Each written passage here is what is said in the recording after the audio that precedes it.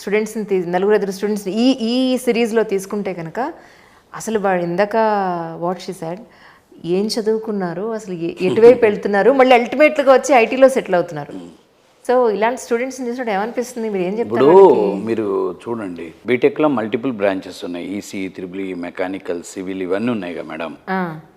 మీకు ఒక 10 years back మనకి ఎంసెట్ అడ్మిషన్స్ అయ్యేటప్పుడు computers, IT, EC, triple EC, త్రిబుల్ఈకి ఈసీకి బాగా జాయిన్ అయ్యేవాళ్ళు. జాయిన్ అయ్యేటప్పుడు అప్పుడు నేను టీచింగ్కి వచ్చిన కొత్తలో 10 ఆ టైంలో నేను సిఎస్సి, ఐటీ కూడా కొద్దిగా అప్పుడు ఎప్పుడైనా రెసిషన్ ఉందనుకోండి మార్కెట్లో, ఐటీ రెసిషన్ ఉంటే సిఎస్సి, ఐటీ అడ్మిషన్స్లో అయ్యాయి.